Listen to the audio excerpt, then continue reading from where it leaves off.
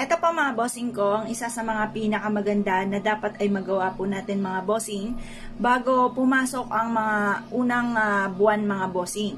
Or kaya sa mga huling Martes o huling Biyernes, unang Martes, unang Biyernes, mainam na subukan nyo po ito. Ito pa mga bossing ko ay ang ating asin. Ang gagawin lamang po natin mga bossing ko, ibubudbud po natin to dito mga bossing yan, yung ating asin. At pagkatapos ay magwi-wish po tayo na sa pamamagitan nito ay hindi na tayo mamalasin at buong buwan tayong suswertihin. At mas magiging masagana ang ating pong pamumuhay. Ganyan lang po ang inyo pong gagawin mga bossing. Ugalin nyo po ito sa mga unang araw ng pasok ng buwan or kaya po mga bossing ko, huling Martes at huling Biyernes mga bossing. Ito pa mga bossing ko, isa sa mga subok na at paborito ko rin na gawin mga bossing ko pagdating sa usapin ng asin.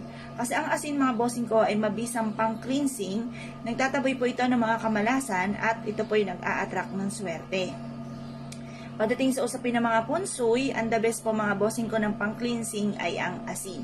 Kagaya na na-share ko nga po sa inyo, sa isang resort na pinuntahan namin, ay napakaraming tao, fully book na po sila at hindi na halos tumanggap ng mga walk-in dahil sa punong-puno na ang kanilang resort mga bossing. At doon ay napansin ko, may malaki silang bowl ng asin mga bossing ko sa main entrance ng kanyang negosyo. Samantalang ang mga katabi po niyan mga bossing ay halos wala ng tao, halos napakatahimik at kung konti na lang ay magsasara na mga bossing.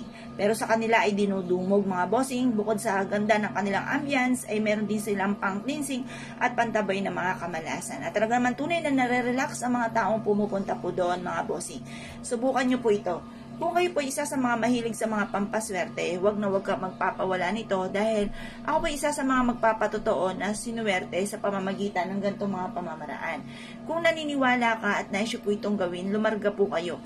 Dahil ito po ay makakatulong upang sa ganon ay mabilis yung ma-achieve ko anuman po ang mga ninanais ninyo. Proven po ito mga bossing. Ngayon pa mga bossing, kung naniniwala ka, subukan nyo po itong gawin. Linisin nyo muna yung CR po ninyo mga bossing.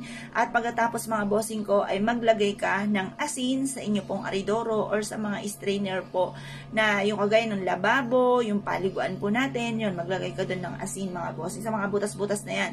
Sa mga kusina rin po ninyo, maglagay din po kayo. Kasi minsan, ang pinahalagahan lang lagi natin ay sa may main door. Hindi na masyado natin napapansin yung mga butas-butas na ganito mga bossing ko na dinadaluyan ng mga madudumi mga bossing. Lalo na sa gabi, maraming mga lumalabas dyan. Kung hindi po yan malinis, hindi kayo maglalagay ng ganito kung ano-ano ang papasok po dyan or maglalabas-masok ng mga bad spirit or negative po mga bossing. Kung kayo po isa sa mga naniniwala at naisyo po itong gawin, huwag ka na magpatumpik-tumpik pa, subukan nyo po ito, proven po ito mga bossing.